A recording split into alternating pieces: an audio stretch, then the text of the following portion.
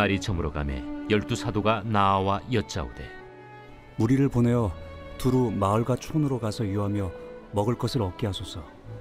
우리가 있는 여기는 빈 들이니이다. 너희가 먹을 것을 주라. 우리에게 떡 5개와 물고기 2마리밖에 없으니 이 모든 사람을 위하여 먹을 것을 사지 아니하고서는 할 수 없사옵나이다.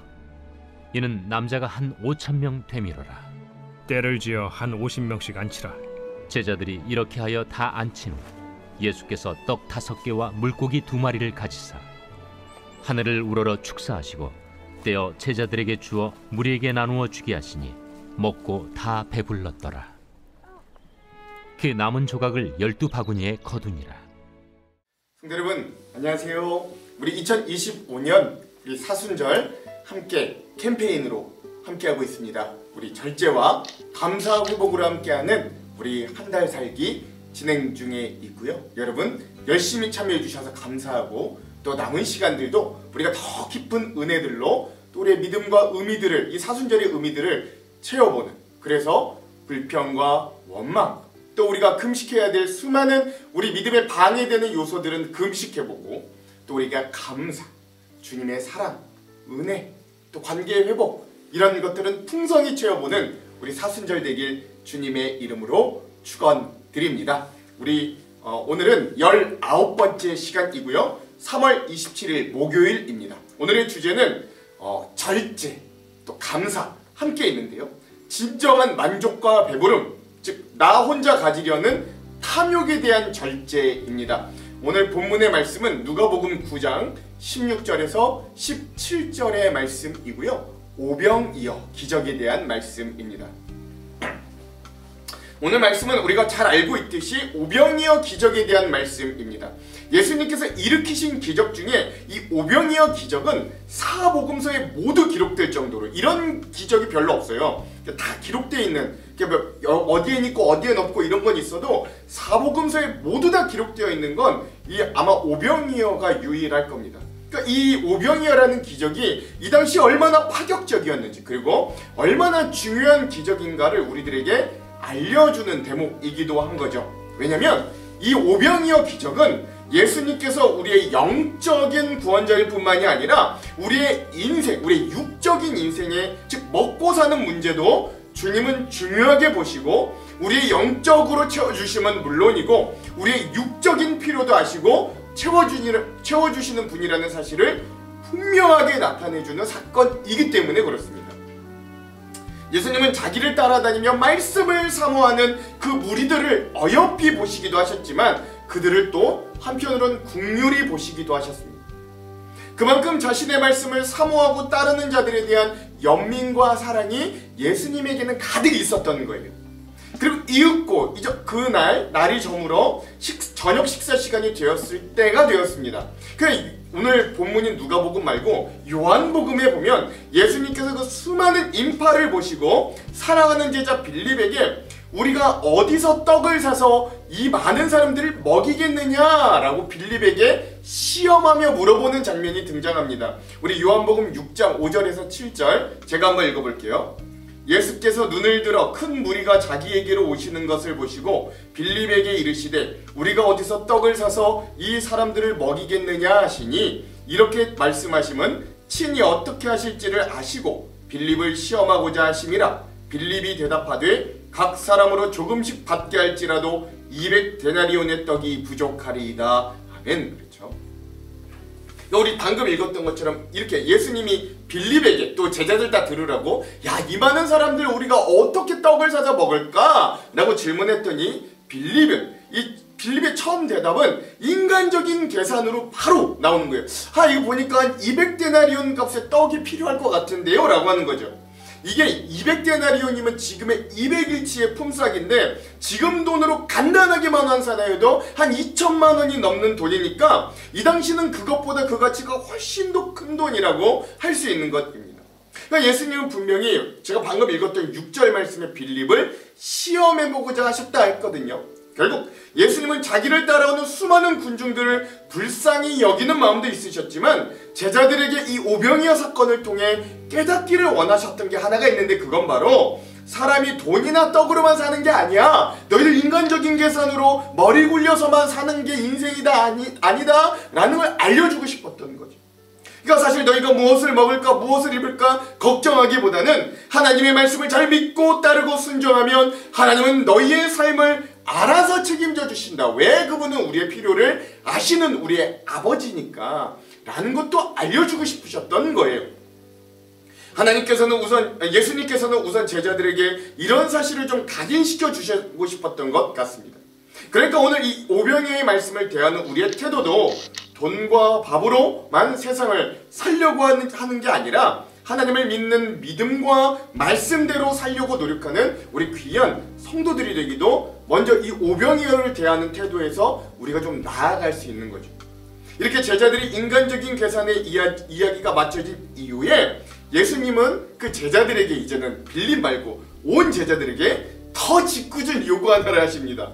그건 이 수많은 사람들에게 너희 제자들이 직접 이들을 먹이라 라고 요구하신 거예요. 오늘 본문의 앞에 있는 누가복음 9장 12절과 13절을 한번 읽어볼게요. 날이 저물어 가매 12사도가 나와 여짜오되 무리를 보내어 두루 마을과 촌으로 가서 유하며 먹을 것을 얻게 하소서. 우리가 있는 여기는 빈들이니이다. 예수께서 이르시되 너희가 먹을 것을 주라 하시니 여짜오되 우리에게 떡 5개와 물고기 2마리밖에 없으니 이 모든 사람을 위하여 먹을 것을 사지 아니하고서는 할 수 없사옵나이다 하니. 아멘. 그렇죠? 제자들은 무리를 좀 마을로 돌려보내서 각자 밥 먹고 오게 하자라고 했지만 주님은 뭐라고 하세요? 아니, 너희 제자들, 너희가 이들에게 먹을 것을 주라. 내 양떼를 먹이라 라고 하시는 거예요. 예수님의 그 말씀을 들은 제자들은 서둘러 인파 중에 먹을 것을 가지고 온 자들을 막 찾았습니다.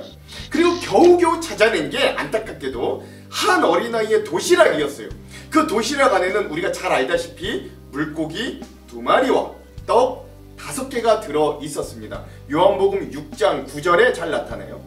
여기 한 아이가 있어 보리떡 5개와 물고기 2마리를 가지고 있나이다. 그러나 그것이 많은 사람에게 얼마나 되겠사옵나이까. 아멘. 그렇죠? 제자들이 막 뒤지고 뒤져서 노력 끝에 나온 게 고작 떡 5개와 물고기 2마리밖에 없었는데 사람들은 5,000명이, 그때 남자 장정만 5,000명만 넘게 있으니 이거 어찌할까요? 우리의 힘으로는 남자 장정만 5,000명이 넘는 사람들, 만약 거기 있는 어린아이들과 여성까지 포함하면 이제 학자들은 보통 일반 5,000명에서 2만 명 정도가 될 거라고 하는데 그 사람들을 다 먹일 수가 도저히 우리 인간적인 생각으로는 이걸 다 먹일 수는 없는 거예요. 주님도 난처하셨을까요? 예수님도 난처하셨을까요? 그들이 전해드린 떡 5개와 물고기 2마리를 예수님이 받아들이고서는 예수님이 먼저 하늘을 우러러 보셨던 겁니다. 그리고 그러니까 이때만 해도 주님 뭐 하시나 제자들이 했을 거죠. 혹시 이거밖에 없나며 하늘을 보고 원망하시나 싶기도 했을 거예요. 하나님 어쩌자고 나에게 이런 일을 시키십니까? 내가 어떻게 저 만족할 줄 모르는 사람들을 배부르게 할 수 있겠습니까? 아마 이런 탄식 어린 기도를 하고 계시나 라고 생각했을지도 모르겠습니다. 그러나 예수님은 어린아이 하나가 자신의 것을 정성스럽게 내놓은, 그러나 세상 보기엔 한없이 초라한 그 음식들 위해 축복하셨습니다. 그리고 드디어 너희가 이걸 나눠주라 라고 하셨어요. 다같이 오늘 본문 중에 누가복음 9장 16절, 오늘 우리가 필사의 말씀 중에 하나인 16절을 한번 함께 읽어볼게요. 시작! 예수께서 떡 5개와 물고기 2마리를 가지사 하늘을 우러러 축사하시고 떼어 제자들에게 주어 무리에게 나누어 주게 하시니. 아멘. 그렇죠. 이렇게 예수님께서 그 음식에 축복기도 하시고 나눠주신 음식을 통해 거기 있는 모든 사람이 함께 나눠 먹을 수 있게 되었습니다. 그게 아마도 그들에게는 꿀송이처럼 단 음식들이 되었을 거예요. 그리고 그 무리들은 배가 불렀습니다. 심지어 배만 부른 게 아니라 12바구니에 차고 남도록까지도 되었던 거죠. 오늘 본문의 17절도 우리 필사의 말씀인데 같이 한번 읽겠습니다. 시작! 먹고 다 배불렀더라. 그 남은 조각을 12바구니에 거두니라. 아멘. 그렇죠. 여러분, 이게 참 신비로운 일입니다.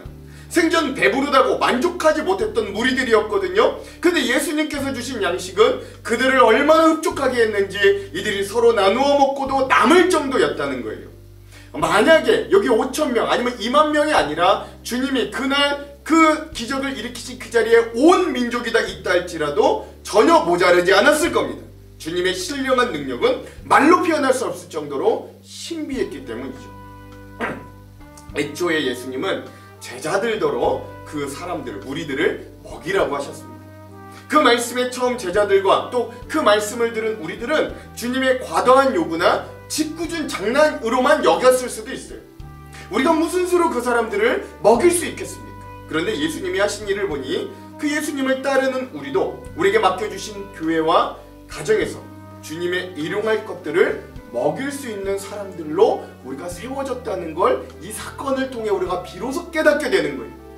그래서 예수님은 부활하시고 난 이후에 베드로에게 나타나셔서 그 자기를 부인한 저주까지 한 그 베드로를 용서하시고 난 이후에 진정 베드로가 주님의 양떼를 치고 그 주님의 양떼를 배부르게 먹이라고 명하셨다는 걸 우리가 이제서 이해하게 되는 것입니다. 내게 가진 것이 얼마 안 되기는 하지만 감사한 마음으로 주님을 바라며 그 능력을 바라며 서로 나눌 때 능력이 임한다는 믿음과 그렇게 우리가 나누며 살아야 되겠다는 강력한 마음의 동기가 이 말씀을 보며 우리에게 생겨날 수 있어야 되는 거죠. 주님이 주신 것을 내놓으며 축복할 때 주님의 신비로운 능력이 함께 하실 것. 그러니까 여러분 이 오병이어를 보고 우리가 자꾸 이런 데 초점 두면 안 돼요. 주님 이 오병이어가 일어난 것처럼 내가 11조 드리니까 100배로 뻥튀기 해주세요. 뭐 이런 거를 우리가 바라는 게 아니라 주님은 우리의 보잘것없는 것도 드릴 때 내가 보잘것없는 것을 나눌 때 이걸 들어 놀랍게 사용하시는구나. 이걸 깨달아야 된다는 겁니다.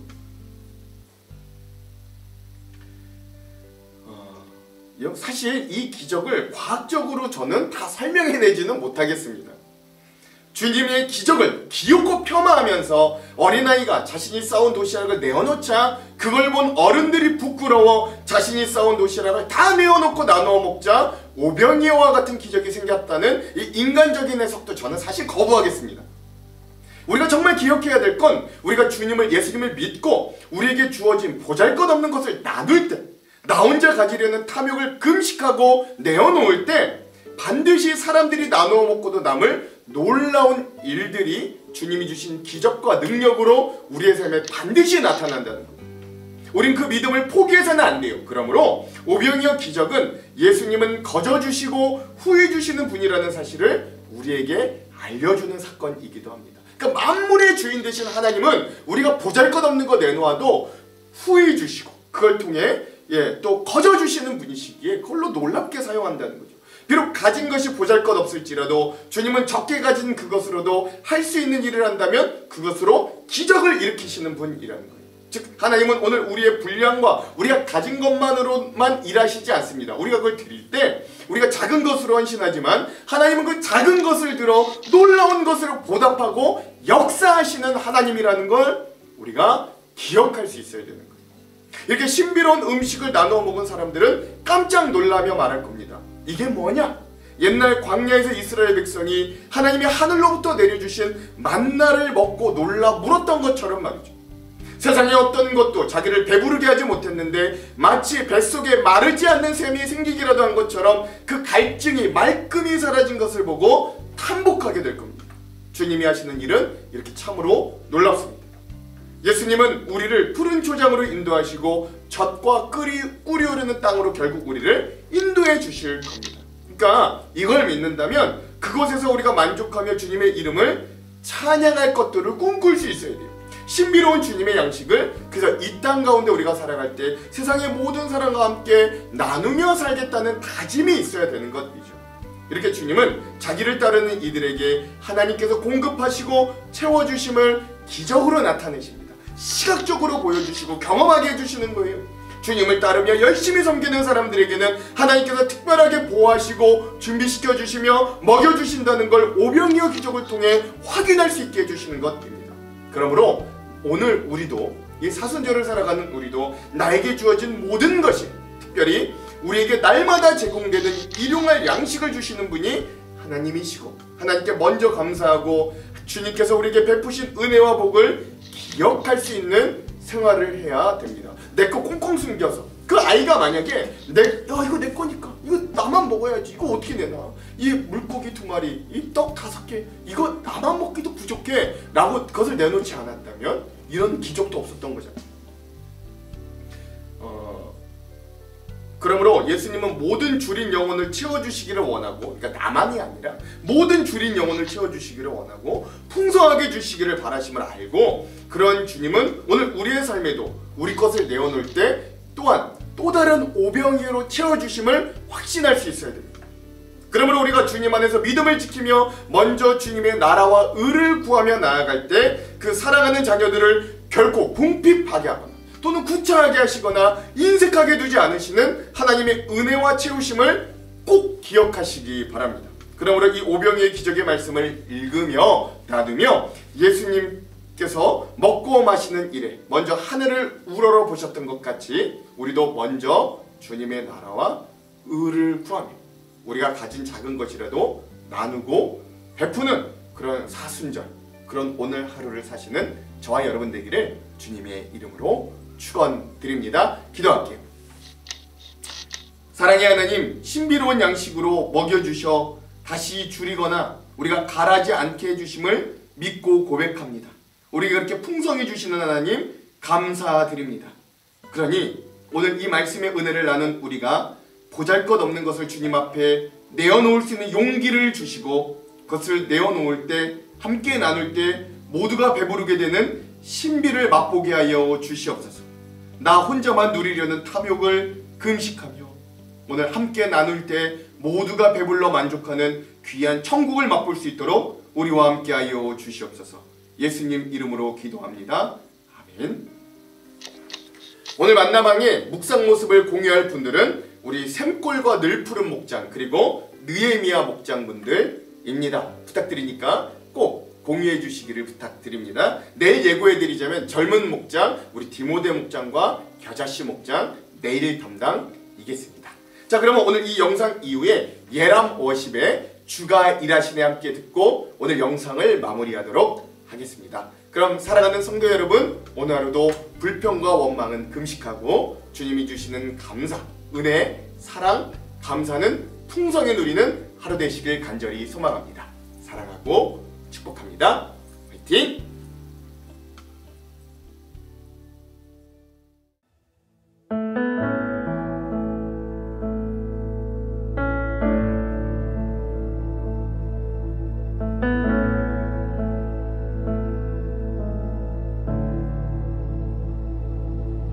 날이 저물어 갈 때 빈들에서 걸을 때 그때가 하나님의 때 내 힘으로 안 될 때 빈손으로 걸을 때 내가 고백해 여호와 이래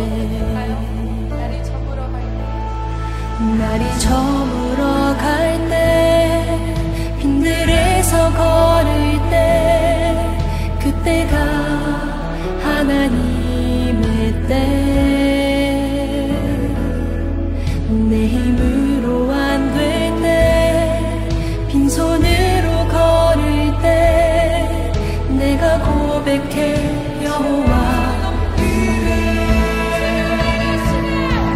주가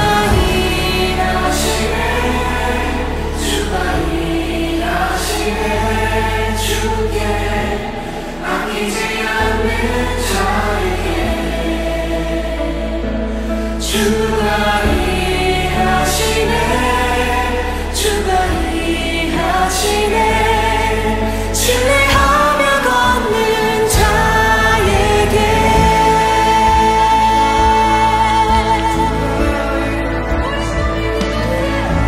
우리 모인 이곳에 주님 함께 계시네 누리네 아버지 은혜